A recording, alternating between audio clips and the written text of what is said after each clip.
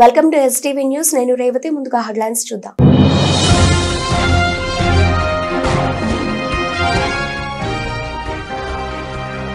Veligonda project పూర్తి కావాలంటే 4,000 కోట్లు 2 ఏళ్ల సమయం పడుతుంది వెల్లడించిన రాష్ట్ర జలవనరుల శాఖ మంత్రి నిమ్మల రామానాయుడు.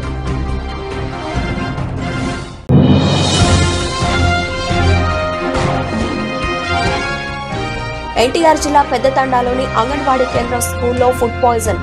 అస్వస్థతకు గురైన 11 మంది చిన్నారులు ఆసుపత్రికి తరలింపు.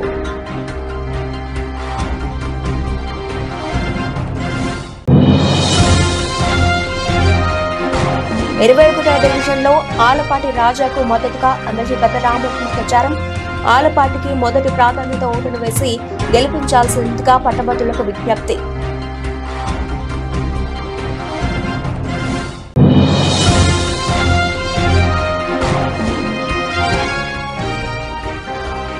ప్రకృతి వ్యవసాయ ఉద్యోగులకు ఉద్యోగ భద్రత కల్పించండి.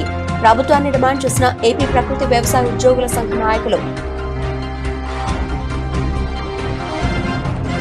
వెలిగొండ ప్రాజెక్టు పనులను పూర్తి చేయకుండానే జాతికి అంకితం చేసిన ఘనత గత ప్రభుత్వానిదని, ఆ ప్రాజెక్టు పూర్తి కావాలంటే దాదాపు 4,000 కోట్ల రూపాయల నిధులతో పాటు 2 ఏళ్ల సమయం పడుతుందని రాష్ట్ర జలవనరుల శాఖ మంత్రి డాక్టర్ నిమ్మల రామానాయుడు తెలిపారు. రాష్ట్ర సచివాలయంలో ఆయన పాత్రికేయులతో మాట్లాడుతూ 4.50 లక్షల ఎకరాలకు సాగునీరు, 25 లక్షల మందికి త్రాగునీరు అందజేసే వెలిగొండ ప్రాజెక్టు ప్రధాన పనులు ఏవీ పూర్తి చేయకుండా రైతులను గృహ నిర్మాణం చేసి పటిష్టమైన బందోబస్తు మధ్య ప్రాజెక్టును జాతికి అంకితం చేయడం జరిగిందన్నారు.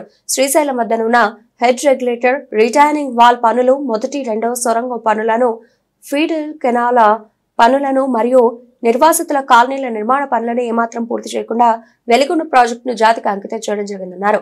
సొరంగం 1లో 1.20 లక్షల క్యూబిక్ మీటర్ల మేర రోడ్డును మరియు సొరంగం 2లో 2 లక్షల క్యూబిక్ మీటర్లు మట్టిని తొలగించాల్సి ఉందని, అందుకు దాదాపు 9 మాసాలు పడుతుందన్నారు.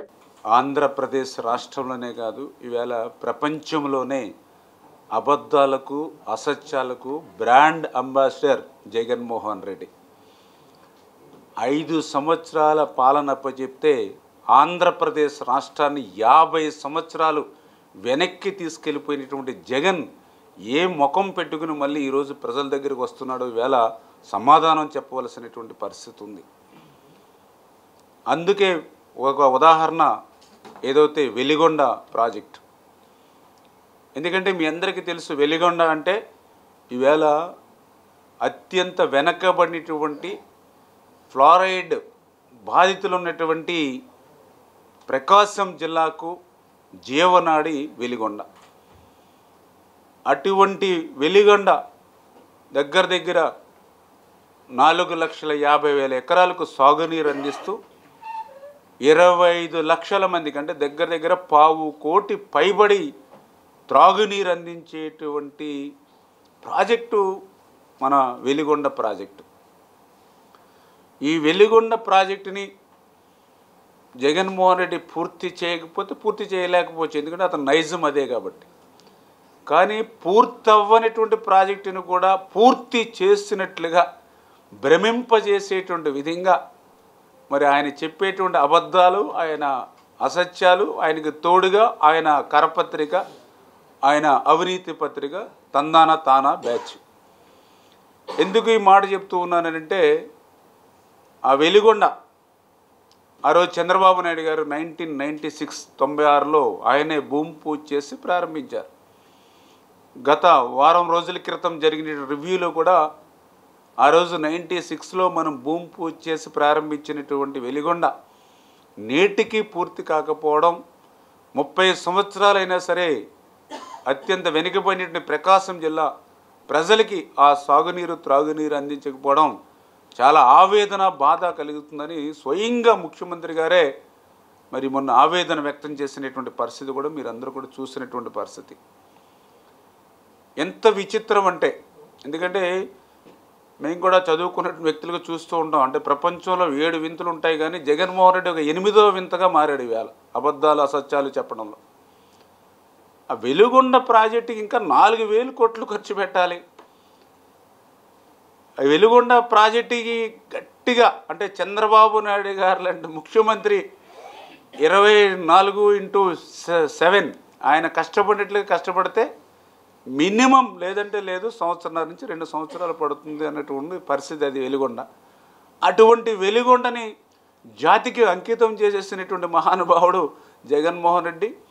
అటువంటి వెలిగొండని పూర్తి చేసేస్తే మరి ఈవేళ నీళ్ళు ఇవ్వలేకపోతున్నారని చెప్పి మళ్ళీ అబద్ధాలు అసత్యాలు వాళ్ళ పత్రిక ద్వారా కానీ లేదా జగన్మోహన్ రెడ్డి నోటి ద్వారా కూడా వచ్చేటువంటి వాక్యాలు. అందుకే ఈయన ఒక 8వ వింత జగన్మోహన్ రెడ్డి ప్రపంచంలో ఇటువంటి అబద్ధాలు అసత్యాల్లో. ఏదైతే ఈవేళ వెలిగొండని ఇప్పుడే మేము రివ్యూ కూడా చేసాం. మళ్ళీ ఈవేళ దగ్గర 7-8 నెలల్లో 7-8 సార్లు రివ్యూ చేసాం. ఫిజికల్గా కూడా నేను కూడా వెలిగొండ ప్రాజెక్టు మరి నేను అదేవిధంగా అక్కడ స్థానిక మంత్రులందరం కూడా సందర్శించడం జరిగింది. ఎన్టీఆర్ జిల్లా కొండూరు మండలం చీమలపాడు పెద్దతండాలోని అంగన్వాడీ కేంద్రం స్కూల్లో ఫుడ్ పాయిజన్ అయింది. అంగన్వాడీ కేంద్రంలో 18 మంది చిన్నారులకు గాను 11 మంది చిన్నారులకు అస్వస్థతకు గురయ్యారు. వాంతుల విరోచనాలతో చిన్నారులు డీలా అయ్యారు.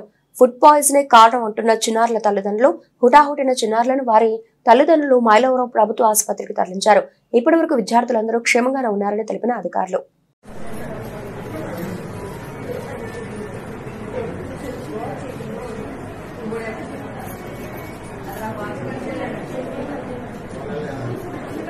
నుంచి 108 ఫోన్ చేశామండి.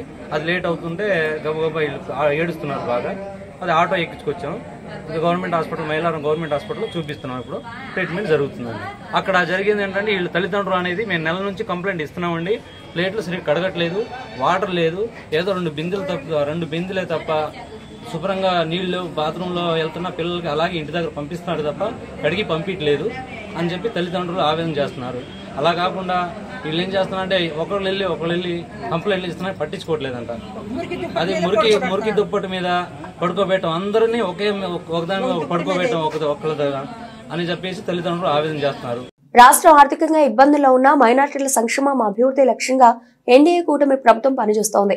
ఎన్నికల సమయంలో ముఖ్యమంత్రి నారా చంద్రబాబు నాయుడు ఇవ్వగల సమయంలో మంత్రి నారా లోకేష్ మైనార్టీలకు ఇచ్చిన హామీలను నెరవేర్చేందుకు ప్రణాళికాబద్ధంగా కృషి చేస్తున్నారు.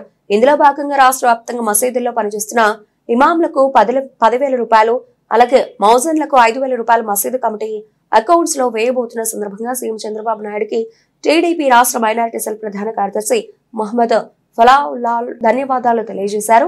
ముఖ్యమంత్రి నారా చంద్రబాబు నాయుడు మైనార్టీలకు ఇచ్చిన హామీలో భాగంగా మసీదుల్లో సేవ చేసే ఇమాం మౌజన్లకు గౌరవ వేతనాల కింద 10,000 రూపాయలు, 5,000 రూపాయల చొప్పున మసీదు కమిటీ అకౌంట్స్ లో జమ చేయబోతున్నందుకు టీడీపీ మైనార్టీ సెల్ రాష్ట్ర ప్రధాన కార్యదర్శి మహమ్మద్ ఫతావుల్లాహ్ గురువారం గురునానక్ కాలనీలోని విజయవాడ పార్లమెంట్ కార్యాలయం ఎన్టీఆర్ భవన్ లో ముఖ్యమంత్రి చంద్రబాబుకు ధన్యవాదాలు తెలుపుతూ మీడియా సమావేశం నిర్వహించారు. కార్యక్రమంలో మౌలానా అబ్దుల్ ఖాదిర్, మౌలానా అబ్దుల్ సత్తార్ ఖాన్, మౌలానా మఖ్బుల్, అలాగే మౌలానా రహమతుల్లా, మౌలానా ఇక్బాల్ ఖాన్, మౌలానా ఫఖారుల్ ఇస్లాం, మౌలానా ముఖీం అఖ్తర్ ఇతర మస్జిద్ ఇమాంలు పాల్గొన్నారు.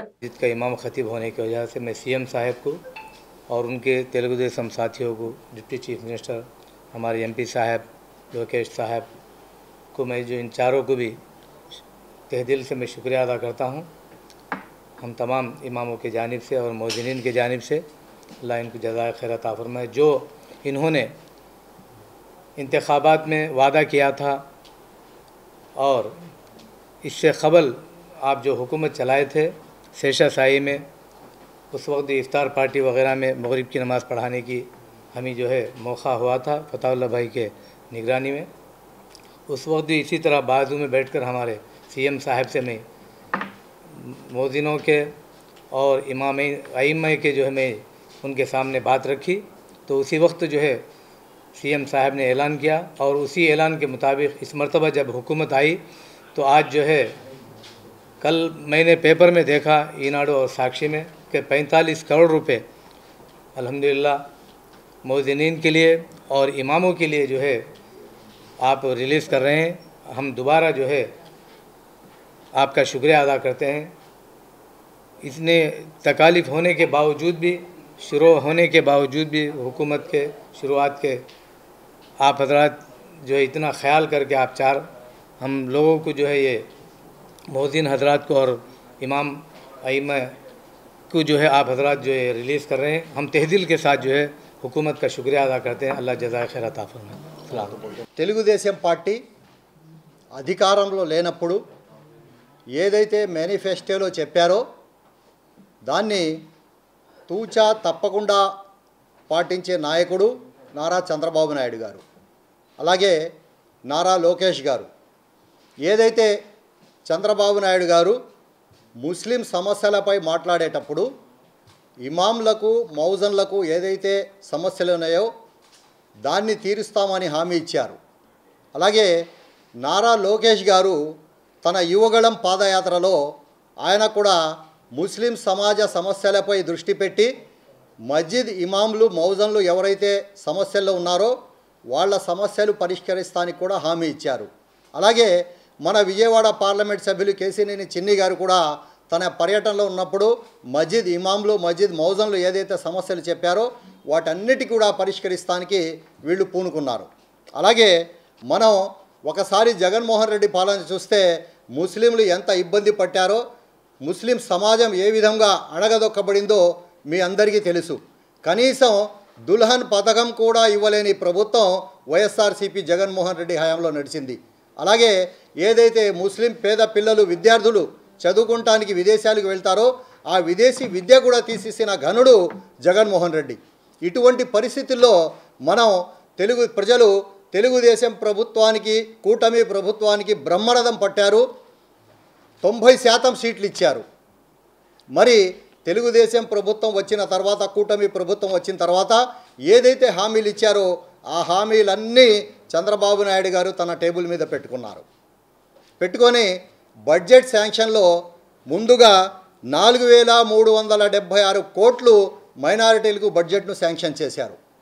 అందులో భాగంగా ఈరోజు మస్జిద్ ఇమాంలు మౌజన్లు, మస్జిద్ ఇమాం అంటే నమాజ్ చదివించే ఆయన మత గురువు, మౌజన్ అంటే మస్జిద్ యొక్క మంచి చెడులు చూసుకునే మౌజను, అల్లాహు అక్బర్ అనే అజా ఇచ్చే ఆయన్ని మౌజన్ అంటాం, నమాజ్ చదివించే ఆయన్ని ఇమాం గారు అంటాం.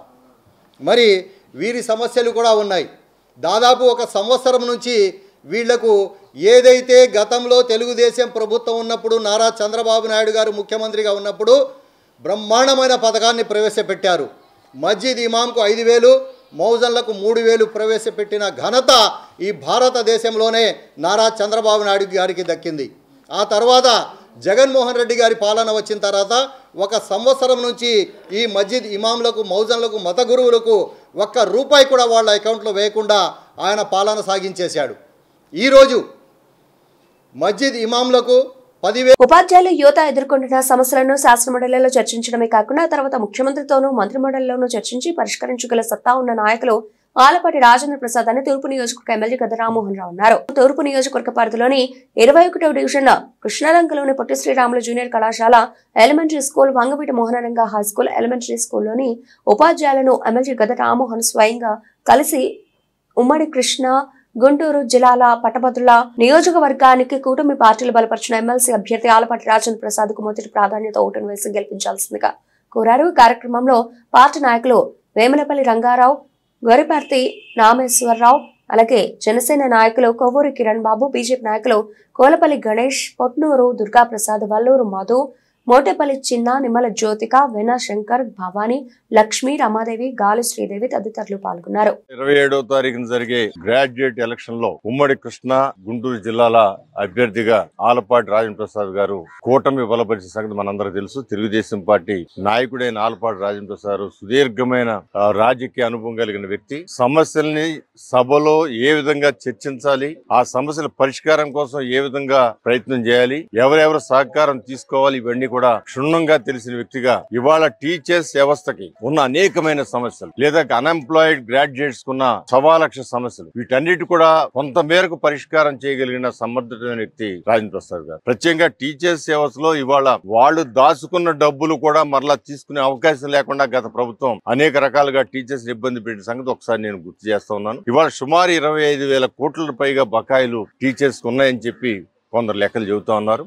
వీటన్నిటికీ పరిష్కరించగల శక్తి సామర్థ్యాలు ఏ విధంగా రాజేంద్ర ప్రసాద్ గారి దగ్గర ఉన్నాయంటే ఆయన అనుభవం ఒక లెక్క అయితే, ఆయనకి ముఖ్యమంత్రి గారి దగ్గర ఉన్న చొరవ గాని, ఇవాళ పవన్ కళ్యాణ్ గారు ముఖ్యమంత్రి గారు కలిసి ఈయన్ని కూటమి అభ్యర్థిగా నిర్ణయించిన విధానంలో గాని, ఒకసారి సభలో మాట్లాడటం చేతైన వ్యక్తి సభ తర్వాత కూడా ఆ విషయాన్ని పరిశీలన చేసి మంత్రి మండలితోనూ లేదా ముఖ్యమంత్రి గారితో చర్చించి అవసరమైతే వాళ్ళందరినీ కన్విన్స్ చేసి సమస్యల పరిష్కారం గల శక్తి సమర్థుడు కాబట్టి ఈసారి రాజకీయాలకు అతీతంగా యూనియన్లు కూడా అతీతంగా ఆలపాటి రాజేంద్ర ప్రసాద్ గారికి ఓటేయమని నేను టీచర్స్ ని అందరిని కూడా రిక్వెస్ట్ చేయడం జరిగింది.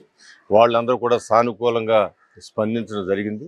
ఎందుకంటే గతంలో ఉన్న ప్రభుత్వాల్లో సమస్యలు కామన్, అవి ఎవరు వచ్చినదని అడ్రస్ చేసి వెళ్ళిపోతారు. కానీ వాళ్ళు గత 5 సంవత్సరాల్లో మురిగిపోయిన ఈ వ్యవస్థను ఉన్న అనేకమైన సమస్యలన్నీ కూడా దాంట్లో ఇరుక్కుపోయి విలవిలబాడుతున్న సందర్భంలో చిక్కుముడి ఇప్పగలిగే శక్తివంతులకే అవకాశం ఇస్తే వాళ్ళకి రూలింగ్ ప్రభుత్వంతో ఉన్న అనుబంధం కూడా దృష్టిలో పెట్టుకుని రాజేంద్ర ప్రసాద్ కి ఓటేయమని నేను రిక్వెస్ట్ చేయడం జరిగిందని కూడా తెలియజేస్తాను. వేగా జ్యువెలర్స్ లిమిటెడ్ ఈ రోజు బాంబే స్టాక్ ఎక్స్చేంజ్ లో లిఫ్టింగ్ అవడం జరిగిందని బాంబే స్టాక్ ఎక్స్చేంజ్ అధికారులతో పాటు Vega jewellers MD Naveen Kumar Vanama, executive director Sudhakar Vanama, chairman Rammohan Mandlamudi మరియు డైరెక్టర్ చంద్రకాంత్ సిహెచ్ తో పాటు పలువురు పాల్గొన్నారని వేగా సంస్థ చైర్మన్ నవీన్ కుమార్ తెలిపారు. Jewellery limited Bombay stock exchange lifting లో డైరెక్టర్లు, భాగస్వాములు, పెట్టుబడిదారులు, ఉద్యోగులు, వేగా కుటుంబ సభ్యులు పాల్గొన్నారు. సమావేశంలో ఎండి నవీన్ కుమార్ మాట్లాడుతూ జ్యువెలరీ రంగంలో నమ్మకం, నాణ్యత, నవ్యతలో అవసరం అని తెలిపారు.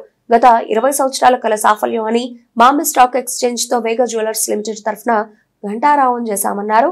అలాగే వేగా సంస్థ అభివృద్ధికి, విజయానికి దోహదపడిన తమ డైరెక్టర్లు, పెట్టుబడిదారులు మరియు ప్రతి ఒక్కరికి తాను మనస్ఫూర్తిగా రుణపడి ఉంటానని చెప్పారు. వారి సహకారంతో సవాళ్లను అధిగమించి చిరకాల అభివృద్ధి సాధించామన్నారు. తన సోదరుడు సుధాకర్ సంస్థకు అంకిత స్వభావులైన ఉద్యోగులు, బోర్డ్ ఆఫ్ డైరెక్టర్లు, నమ్మకమైన భాగస్వాములకు వారిచ్చిన సహకారాలను వారికి తన ప్రత్యేక అభినందనలు అన్నారు. వేగా జ్యువెలర్స్ 15,000 ప్లస్ ప్రత్యేక డిజైన్లు, అలాగే 425 ప్లస్ ఉద్యోగులు మరియు 4 లక్షలకు పైగా ఖాతాదారులు ఉన్నారని, ఇది తమ అందరి శ్రమతో సాధించిన ప్రగతికి తార్కాణమన్నారు. వేగా జ్యువెలరీ రంగంలో నిపుణులైన పని వారి సారథ్యంలో నడుస్తోందని, బిఎస్సి వారి సారథ్యంలో అభివృద్ధి కొత్తదనాన్ని సాధిస్తుందని తెలిపారు.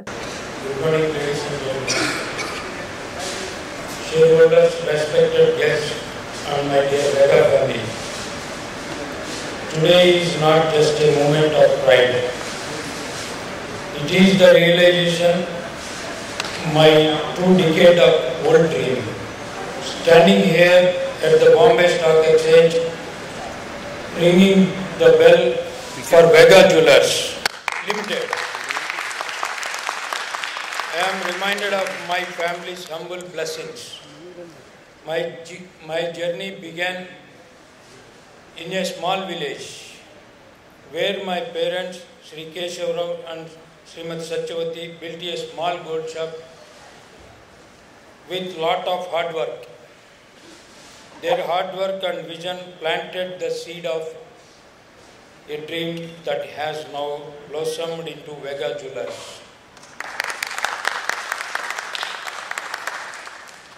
A brand trusted by millions. I have to also thank my brother Sudhakar and my wife Shailaja, standing by me like pillars in this journey. Gold has always been more than just a metal.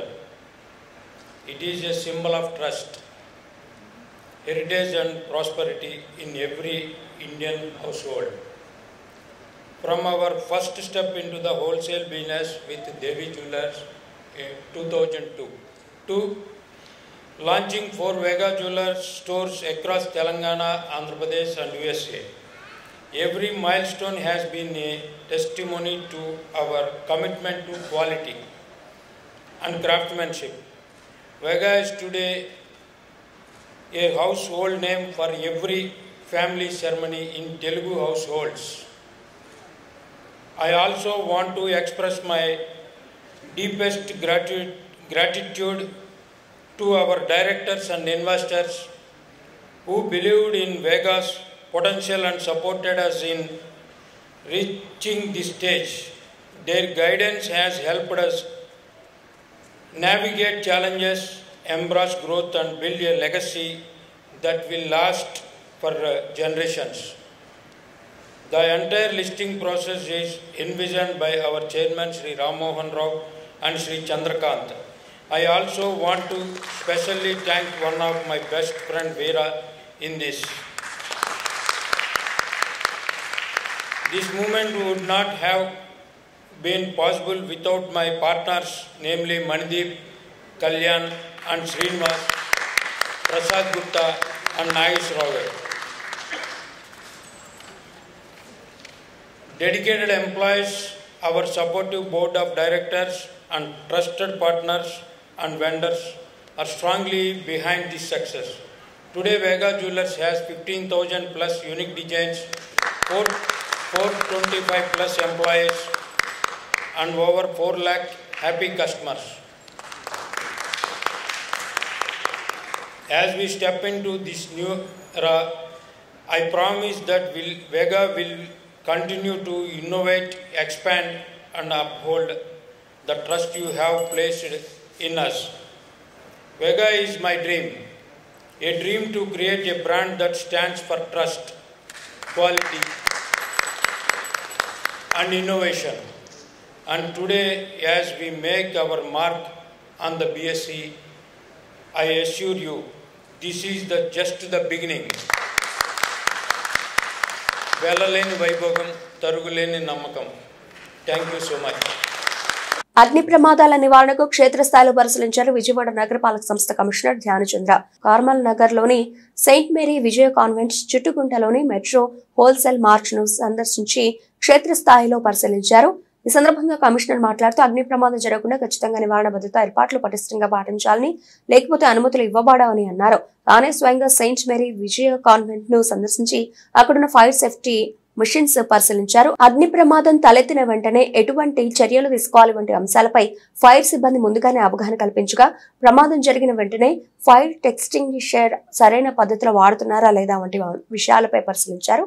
ఈ పర్యటనలో zonal commissioner Prabhudas, district fire officer Malyadri, regional fire officer Venkateswararao, station fire officer Raja, chief city planner GVGSV Prasad, incharge chief medical health officer doctor Suresh Babu, deputy director horticulture Rammohan, project officer P Venkatanarayana, superintendent ఇంజనీర్లు P Satyanarayana, P Satyakumar, executive ఇంజనీర్లు Samrajyam Srinivasareddy, assistant medical health officer Gopinayak, assistant city planner Mohan Babu తదితరులు పాల్గొన్నారు.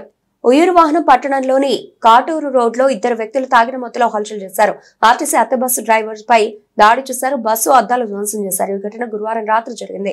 విజయవాడ నుంచి ఉయ్యూరు డిపోకు ప్రయాణికులతో వెళుతున్న RTC bus driver horn మోగించకుండానే కోపంతో అదే రోడ్లో ద్విచక్ర వాహనంపై వెళుతున్న బి రవీంద్ర, అతని బావమరిది జె నరేంద్ర బాబు బస్సును ఆపి డ్రైవర్ ఉయ్యూరు కిరణ్ పై దౌర్జన్యానికి దిగారు.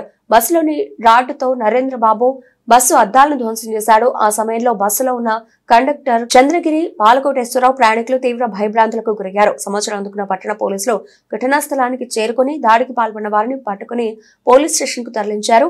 అలాగే బాధితుల ఫిర్యాదు మేరకు పట్టణ పోలీసులు కేసు నమోదు చేశారు. బస్సులో డ్రైవర్ పై దాడి చేస్తున్న సమయంలో ఒక కానిస్టేబుల్ కూడా బస్సులోనే ఉన్నారు. ఘటనపై సిఐ టీవీవి రామారావు నేతృత్వంలో పట్టణ ఎస్ఐ విశ్వనాథ్ దర్యాప్తు చేస్తున్నారు.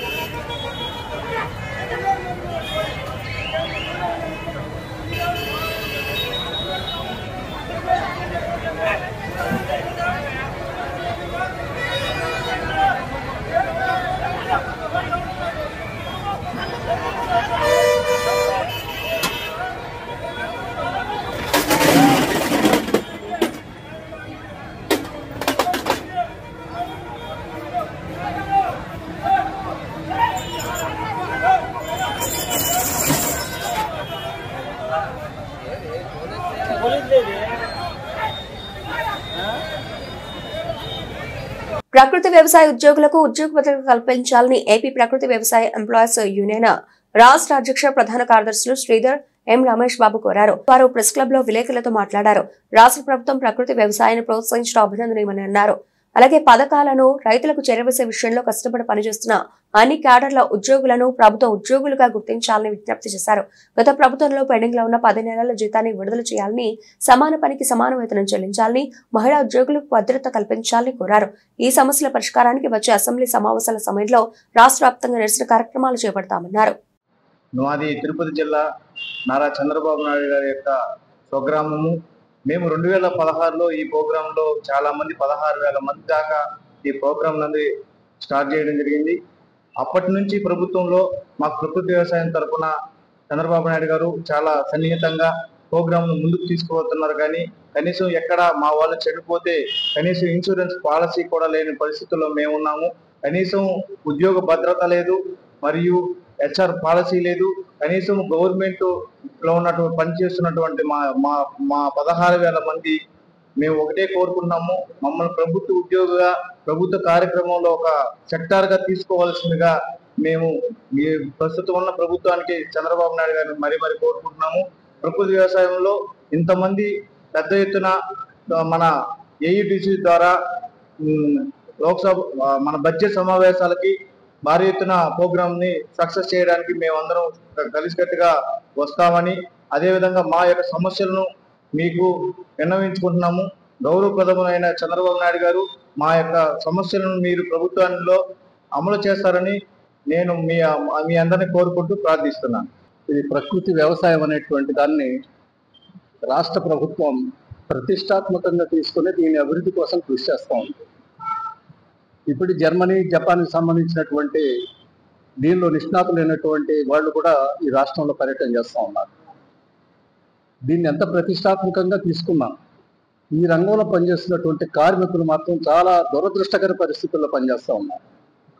పని గంటలు ఉండవు, కనీస వేతనాలు ఉండవు, వేధింపులు, ఏమి చెప్పుకోవటానికి వీలు పడదు, మాట్లాడటానికి వీలు. అలాగే దాదాపు 15,000 మంది పనిచేస్తూ ఉంటే దీనిలో సగభాగానికి పైగా 7,500 మంది దాకా 7,000 దాకా మహిళా కార్మికులు ఉన్నారు. వాళ్ళకి సంబంధించినటువంటి సమస్యలు ఏవి కూడా పరిష్కారం కావు, చెప్పుకోవటానికి వాళ్ళు అనుమతించరు అధికారులు. వీటన్నిటికి వ్యతిరేకంగా నిన్న జరిగినటువంటి సమావేశంలో నిర్ణయం చేయడం జరిగింది. ఈ అన్ని విషయాలని కూడా రాష్ట్ర ప్రభుత్వ అధికారుల దృష్టికి, దీనికి సంబంధించినటువంటి అధికారుల దృష్టికి తీసుకుపోవటం, అధికారుల దగ్గర వీటన్నిటిని కూడా విన్నవించటం, సమస్య సానుకూలంగా పరిష్కారం అయితే ఓకే, లేకపోయేటైతే మాత్రం భవిష్యత్తులో పెద్ద ఎత్తున ఆందోళన చేయడానికి సిద్ధమవుతూ ఉన్నారు వర్కర్స్. మార్చి మొదటి వారంలోనే అవసరమైతే రాష్ట్ర స్థాయి ఒక పెద్ద నిరసన ఇక్కడ తెలియజేసేటువంటి దానికి మేము ప్లాన్ చేస్తూ ఉన్నాం. అధికారులకి అట్లాగే ప్రభుత్వానికి కూడా మేము విన్నవించేది ఏమంటే, ఒకటే, వీళ్ళందరూ ఎప్పుడైతే ఈ స్కీమ్ ఒక పర్మనెంట్ స్కీమ్, ఇది తాత్కాలికమైనటువంటిది కాదు, స్కీమ్ పర్మనెంట్. దీనిలో పనిచేసేటువంటి వర్కర్స్ మాత్రం టెంపరరీ, డైలీ వేజెస్, నెల జీతం తీసుకున్న తర్వాత మళ్ళీ నెక్స్ట్ మంత్ వీళ్ళు జాయినింగ్ రిపోర్ట్ ఇవ్వాలి, మళ్ళీ జాయిన్ అవుతారు. అంటే ఉద్యోగం కంటిన్యూటీ ఉండదు. ఎందుకంటే చట్టాలు అమలు జరగకుండా రాష్ట్ర వ్యాప్తంగా ప్రకృతి వ్యవసాయ వ్యవస్థలో పనిచేస్తున్నటువంటి ఏదైతే ఎంప్లాయీస్ సంబంధించినటువంటి ఒక ఉద్యోగుల మహాసభ గుంటూరులో నిన్నటి రోజున జరిగింది. అందులో భాగంగా ఆంధ్రప్రదేశ్ ప్రకృతి వ్యవసాయ ఎంప్లాయీస్ యూనియన్గా నామకరణం చేసి నిన్ననే మహాసభ జరిగింది. అందులో భాగంగా తీర్మానాలను, వారి సమస్యలను వివరించడానికి మీడియా సమావేశం నిర్వహించడం జరిగింది. ఈ కార్యక్రమంలో మన నూతనంగా ఎన్నికైనటువంటి మన యూనియన్ రాష్ట్ర గౌరవాధ్యక్షులు వెలుగురు రాధాకృష్ణమూర్తి గారు పాల్గొంటున్నారు. అదేవిధంగా నూతన రాష్ట్ర అధ్యక్షులు శ్రీధర్ గారు, అదేవిధంగా నూతన రాష్ట్ర ఉపాధ్యక్షులు మన సునీల్ గారు, శ్రీనివాసరావు గారు ఈ మీడియా సమావేశంలో పాల్గొనడం జరిగింది. ముఖ్యంగా ఈ రాష్ట్రంలో గత 2016 సంవత్సరం నుండి దాదాపు 9 సంవత్సరాలుగా రాష్ట్రంలో 14,800 మంది ప్రకృతి వ్యవసాయంలో భాగస్వామ్యమై ఈరోజు గ్రామీణ ప్రాంతాల్లో ప్రతి గ్రామంలో ఒక ఉద్యోగి తరపున చొప్పున ఈ పథకంలో పనిచేస్తా ఉన్నారు. అయితే వీరు దాదాపు అంటే కనీస వేతనాలు వీరికి లేవు, అదేవిధంగా ఉద్యోగ భద్రత లేదు, పని భద్రత లేదు. అంటే అనేకంగా పని భద్రత లేకుండా మహిళలు కూడా అత్యధికంగా ఈ పథకంలో భాగస్వాములై పనిచేస్తా ఉన్నారు. గత చంద్రబాబు ప్రభుత్వంలోనే ఈ ప్రకృతి వ్యవసాయాన్ని ప్రోత్సహించాలని గతంలో ఉన్నటువంటి ముఖ్యమంత్రి గారు దీనికి ప్రత్యేక బడ్జెట్ కేటాయించి ఈ రాష్ట్రంలో ప్రకృతి వ్యవసాయాన్ని రైతులకు చేరదీయడంలో ఈరోజు కూడా భాగస్వాములైనటువంటి ఉద్యోగుల సమస్యలు ఏ ప్రభుత్వం కూడా పట్టించుకోవడం లేదని మేము ఈ సందర్భంగా తెలియజేస్తా ఉన్నాం. కాబట్టి ఇప్పుడున్నటువంటి రాష్ట్ర ముఖ్యమంత్రి గారు నిన్ననే న్యాచురల్ ఫార్మింగ్ పైన ఒక సమావేశాన్ని ఏర్పాటు చేశారు. అదేవిధంగా ఆ సమావేశంలో కూడా ఇప్పుడు అసెంబ్లీ సమావేశాలు జరుగుతూ ఉన్నాయి. కాబట్టి వీరి సమస్యల కోసం వీరికి కనీస వేతనం అమలు చేయాల్సిన అవసరం ఉంది. సమాన పనికి సమాన వేతనం ఇవ్వాలా. అదేవిధంగా ఇప్పుడు ఈ పథకంలో ఉన్నటువంటి ఉద్యోగులు 6,000, 9,000, 12,000 భవానీపురంలో కృష్ణానది చెంతన ఉన్న సాయి అన్న గార్డెన్ కు చెందిన దక్షిణ స్థలాన్ని బొగ్గు శరత్ అనే వ్యక్తి ఆక్రమించుకున్నారని నిర్వాహకులు అజయ్ కుమార్ తెలిపారు. తాము 40 సంవత్సరాల క్రితం స్థలం కొనుగోలు చేశామని, 25 ఏళ్లుగా కళ్యాణ మండపం నిర్వహిస్తూ పేద మధ్యతరగతి వారికి తక్కువ ధరకే ఇస్తున్నామని చెప్పారు.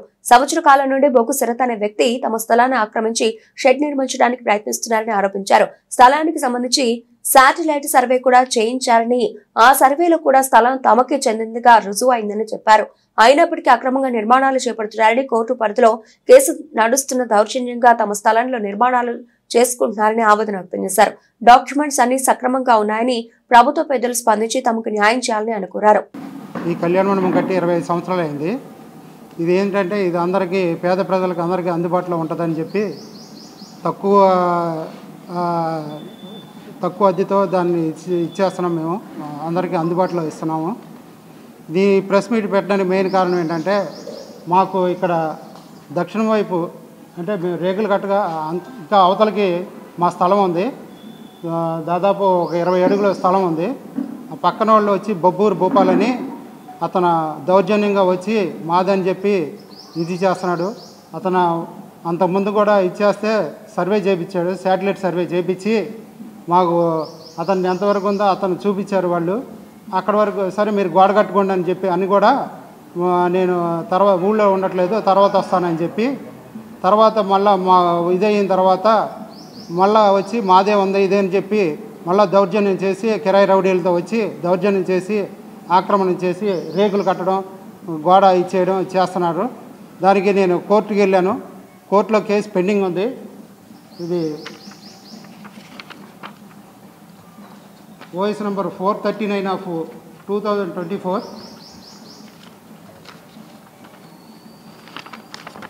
ఇదిగోండి కోర్టులో కేసు పెండింగ్ ఉంది. అయినా కూడా దౌర్జన్యం చేసి ఇది చేస్తున్నాడు. తర్వాత మొన్న 3 రోజుల కిందట పోలీసు వారికి వెళ్ళి కంప్లైంట్ ఇచ్చాను.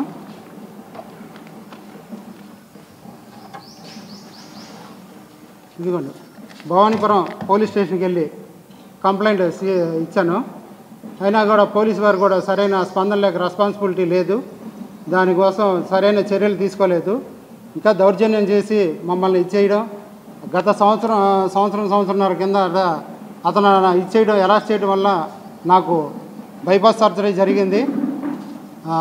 హార్ట్ అటాక్ వచ్చి బైపాస్ సర్జరీ జరిగింది ఇతని వల్లే. రేపు ఇతర ఏదైనా అయినా కూడా ఇతన్నే బాధ్యత చేయాలని చెప్పి ఇతన కిరాయి రౌడీలు శ్రీకాంత్ ఇంకా 4-5 ఉన్నారు. వాళ్ళందరూ కలిసి నా మీద ఇచ్చేశారు. మాది ఇగో ఒరిజినల్ డాక్యుమెంటు. నేను చెప్పా అతనికి మీదేమనుంటే మీరు తీసుకోండి, నాదేమనుంటే నా వరకు ఉంచండి. మీది ఒక గజం వచ్చినా నేను మీకు ఇచ్చేస్తా, నాకు అవసరం లేదు. ఇది ఒరిజినల్ డాక్యుమెంట్ అండి. ఒరిజినల్ ఫోటోస్టాట్ మాది డాక్యుమెంటు. ఇంకో డాక్యుమెంట్ నెంబర్ కూడా అలాగే నేను కాదు, నేను శాటిలైట్ ద్వారా నేను చేయించుకుంటాను. ఈ కొలతలు రావు సరిగ్గా, నాకు ఆ విధంగా అయితే కరెక్ట్గా వచ్చిందని చెప్పి ఆయనే పిలిపించుకున్నాడు. శాటిలైట్ ద్వారా నేను చేయించుకున్నానని చెప్పి రావడం జరిగింది. వాళ్ళు సుమారుగా 5 గంటల నుండి మొత్తం అంతా సర్వే చేశారు. వాళ్ళు కూడా యథావిధిగా ఈ డాక్యుమెంట్స్ ఏ విధంగా ఉన్నాయో వాళ్ళు కూడా చైన్ లింక్ మొత్తం కూడా ఈ విధంగా ఉంది. ఇక మీరు అవతలకి జరుపుకోండి. తర్వాత అంటే ఆయన చెప్పారు. అప్పుడు చెప్తే నాకు కొన్ని పనుల మీద హైదరాబాద్లో ఇటు వెళ్ళాలని చెప్పి ఈ విధంగా నేను వచ్చాక మాట్లాడుకుందాం, నా విధంగా కట్టుకుందాం. ఎందుకంటే శాటిలైట్ నేను చేయించుకున్నాను కాబట్టి యథావిధిగా నాకు వచ్చింది కాబట్టి ఇంక నేను దాంట్లో ఇది రాను, మీకు ఎటువంటి ఇబ్బంది పెట్టను, నేను ఆ విధంగా చేసుకుందాం అని చెప్పి ఆ రోజు చెప్పడం జరిగింది. మళ్ళీ ఇప్పుడు కొత్తగా మళ్ళీ ఎప్పుడైతే ఈయనకి బైపాస్ జరిగిందో అజయ్ కుమార్ గారికి మళ్ళీ ఆయన బయటికి రాలేడు. ఇప్పుడు ఈ టైంలో అయితే మనం కరెక్ట్గా దాన్ని కబ్జా చేయొచ్చు అని చెప్పి మళ్ళీ యథావిధిగా ఆయన, ఎందుకంటే ఆయన స్థలం కాదు ఇది, ఈ విధంగా రావడం కబ్జాలు చేయడం ఆయనకి కొత్త కాదు, ఎప్పుడు ఇలాంటివి చేస్తూనే ఉంటాడు. ఇవన్నీ దానిలో భాగంగా ఇది ఏమైతే ఆయన బైపాస్ చేసుకున్నాడు కాబట్టి ఆయన పోరాటం చేయలేడు అని చెప్పి ఈ విధంగా మొత్తం ముందుకు వచ్చి చేయడం జరుగుతుంది. ఎందుకంటే ఇప్పుడు కూడా తడబడిపోతుంది. ఆయనకి చిన్న వచ్చిన సుమారుగా 9 గంటలు సర్జరీ జరిగిందండి. అసలు పానం పోయే పరిస్థితి, బయటకు వచ్చారు. ఈరోజు ఆయన ఎంత కూల్గా ఉంటేనే ఆయన ఆరోగ్యంగా కొద్దిగా ఉండిద్ది. కొద్దిగా ఇబ్బంది టెన్షన్ పెట్టినా సరే ఆయనకి ఆరోగ్యం దెబ్బతిన్నది. కాబట్టి మీ ద్వారా అది కోర్టు కానీ పోలీసు వ్యవస్థ కానీ, పోలీసు వ్యవస్థను కూడా మేనేజ్ చేస్తున్నారు ఆయన. మీ ద్వారా కోరుకుంటున్నాం. తగిన న్యాయం అజయ్ కుమార్ గారికి తగిన న్యాయం చేకూర్చాలని చెప్పి ఆయన స్థలం ఆయనకి ఇచ్చేటట్టు ఇది. ఎందుకంటే కోర్టులో కూడా ఉంది, కోర్టులో ఉన్నదానికి అసలు రాకూడదు. కానీ కోర్టుని విక్రయించి కూడా ఆయన ఈ విధంగా చేస్తానంటే ఆయన ఎంత ఇదిగా ఉన్నాడో ఒకసారి మీ ద్వారా ఆయనకి తెలియపరుస్తున్నాం. అందరూ కూడా ఆయనకు పవన్ కళ్యాణ్ గారికి, లోకేష్ గారికి, చంద్రబాబు నాయుడు గారికి కూడా లెటర్ పెడుతున్నారు. మీ ద్వారా అందరూ కూడా న్యాయం చేకూర్చాలని చెప్పి మేమంతా కోరుకుంటున్నాం. ఆయన శ్రేయభిలాషిగా. కార్మికులకు ఉచితంగా ఉత్తమ వైద్య సేవలు అందజేయాలనే లక్ష్యంతోనే ఈఎస్ఐ ఆసుపత్రులను ఏర్పాటు చేయడం జరిగిందని, అయితే అటువంటి లక్ష్యానికి విఘాతం కలిగించే విధంగా ప్రవర్తించే వైద్యుల సిబ్బందిని ఏమాత్రం ఉపేక్షించబోమని మంత్రి వాసంశెట్టి సుభాష్ హెచ్చరించారు. రాజమండ్రి ఈఎస్ఐ వైద్యులు సిబ్బంది విధుల పట్ల చూపుతున్న నిర్లక్ష్య ధోరణిని స్వయంగా గమనించిన తదుపరి 5 వైద్యులను 4 అవుట్సోర్సింగ్ సిబ్బందిని సస్పెండ్ చేయడం జరిగిందని ఆయన తెలిపారు. రాష్ట్ర సచివాలయం పబ్లిసిటీ సెల్లో నిర్వహించిన పాత్రికేయుల సమావేశంలో మంత్రి వాసంశెట్టి సుభాష్ మాట్లాడుతూ రాజమండ్రి ఈఎస్ఐ వైద్యులు అలాగే సిబ్బంది విధుల పట్ల చూపుతున్న నిర్లక్ష్య ధోరణి వల్ల ఆసుపత్రిలో ఓపీ గరిష్టంగా 50 కూడా లేదని, అయితే వీరిని సస్పెండ్ చేసిన తదుపరి ఓపీ 170కి పెరిగిందనే విషయాన్ని ఆయన స్పష్టం చేశారు.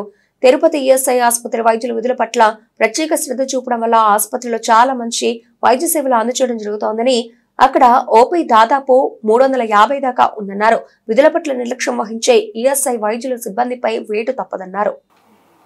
ఆరోగ్యాలతో ఆడుకుంటా ఉన్నారు రాజమండ్రి ఈఎస్ఐ హాస్పిటల్ వాళ్ళని కార్మిక సంఘాలన్నీ కూడా రోడ్లు ఎక్కడం జరిగింది. ఆ రోజునే అక్కడ సిబ్బందిని అంతా మా డైరెక్టర్ గారు ఒక చోటకి చేర్చి ఇది కరెక్ట్ కాదు, మీరు విధులకు సరిగ్గా హాజరు కావట్లేదు, మేము యాక్షన్ తీసుకోవాల్సి ఉంటుంది అని వెంటనే చెప్పడం జరిగింది. ఆ రోజున మాత్రం మేము ఎవరం వాళ్ళ మీద చర్యలు తీసుకోలేదు. కంటిన్యూస్గా సుమారు 3 సార్లు మళ్ళీ వాళ్ళని వాన్ చేయడం కూడా జరిగింది. ఎలా ఉందంటే వ్యవస్థ, మేము అక్కడికి వెళ్ళేలోగానే మేము వస్తున్నామన్న ఇంటిమేషన్ వాళ్ళకి అంది. మరి వెంటనే హాస్పిటల్ నుంచే కొన్ని ఫోన్లు వెళ్ళటం, మేము వెళ్ళేసరికి అక్కడికి హాజరవటం జరుగుతూ ఉంది. ఇది వెంటనే ఈ విషయాన్ని అశ్రద్ధ వహిస్తున్నారని మేము అక్కడికి వచ్చి ఓపీని బట్టి ఒక అవగాహనకు వచ్చి నేను ఒక్కడనే వెళ్ళాలని సామాన్యుడి కింద అక్కడికి వెళ్ళటం, వెళ్ళిన వెంటనే అక్కడ పేషెంట్ని పట్టించుకోకుండా సుమారు ఓ బ్లడ్ టెస్ట్కి 5 hours పట్టడం టైము. అదేవిధంగా అక్కడ మీరు ముఖ్యంగా గమనించవలసింది 36 నుంచి 50 మించి ఈ మధ్యకాలంలో అక్కడ ఓపీ, అంతకు మించి ఓపీలు అక్కడ నమోదు కావట్లే. అది గమనించి మేము సడన్ రైడ్కి వెళ్ళినప్పుడు చాలామంది అక్కడ ఇంకా మేము వెళ్ళిన టైంకి 10 నిమిషాల ముందే వచ్చారు. అంటే మేము సుమారు 12:30-1 గంటకి వెళ్తే 1 గంట ముందు వచ్చిన జనాలు కూడా ఉన్నారు. మరి దీని మీద సివియర్ యాక్షన్ తీసుకోవాలని చెప్పి ఎన్నిసార్లు చెప్పినా అశ్రద్ధ వహిస్తున్నారని చెప్పి డైరెక్టర్ గారికి చెప్పగానే ఆయన 9 మందిని సస్పెండ్ చేయడం జరిగింది. జరిగిన తర్వాత ఈరోజు నిన్న ఓపీ 170, 50 నుంచి 170కి పెరిగింది. అంటే పూర్తిగా అశ్రద్ధ వహిస్తూ ఉన్నారు. కొద్ది ల్యాబ్ ఎక్విప్మెంట్ అనేది లేకపోవటం వాస్తవం. అది కనీసం ఓపీ అన్నా నమోదు చేసుకోవాలి కదా. ఒక పేషెంట్ హాస్పిటల్కి వచ్చినప్పుడు అతను ఏ రోగం నిర్ధారించి లేకపోతే అక్కడ దానికి సంబంధించిన ఎక్విప్మెంట్ లేదంటే వాళ్ళు బయటికి వెళ్ళే పరిస్థితి ఉంటుంది. కనీసం ఓపీ కూడా చూడని వైను.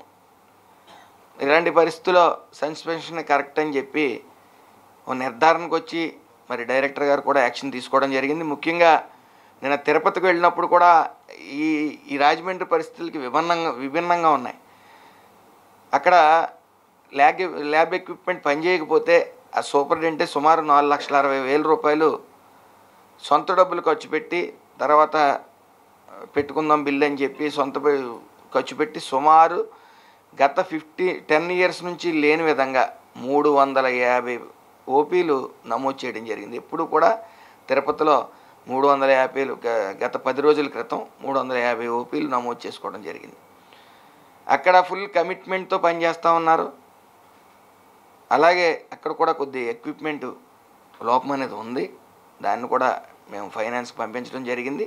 అతి త్వరలో ఫుల్లీ ఎక్విప్మెంట్ అక్కడ పంపడం జరుగుతుంది ప్రతి చోట కూడా. అలాగే డిస్పెన్సరీస్ సుమారు 96 డిస్పెన్సరీస్ ఉన్నాయి. అంటే 78 డిస్పెన్సరీస్ ఆల్రెడీ ఉన్నాయి, 18 కొత్తగా ఇవ్వాల్సి ఉన్నాయి. అందులో కూడా నిర్లక్ష్యం వహిస్తూ ఉన్నారు.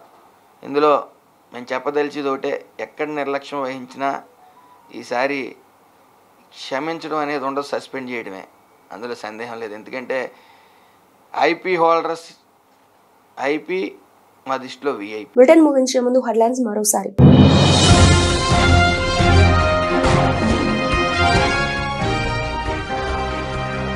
వెలిగొండ ప్రాజెక్టు పూర్తి కావాలంటే 4,000 కోట్లు 2 ఏళ్ల సమయం పడుతుంది, వెల్లడించిన రాష్ట్ర జలవనరుల శాఖ మంత్రి నిమ్మల రామానాయుడు.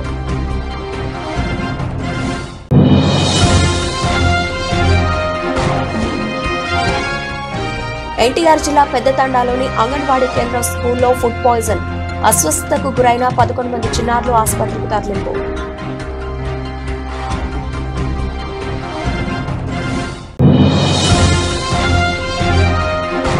21వ డివిజన్లో ఆలపాటి రాజాకు మద్దతుగా ఎమ్మెల్యే పెద్ద రామమోహన్ ప్రచారం, ఆలపాటికి మొదటి ప్రాధాన్యత ఓటును వేసి గెలిపించాల్సిందిగా పట్టభద్రులకు విజ్ఞప్తి.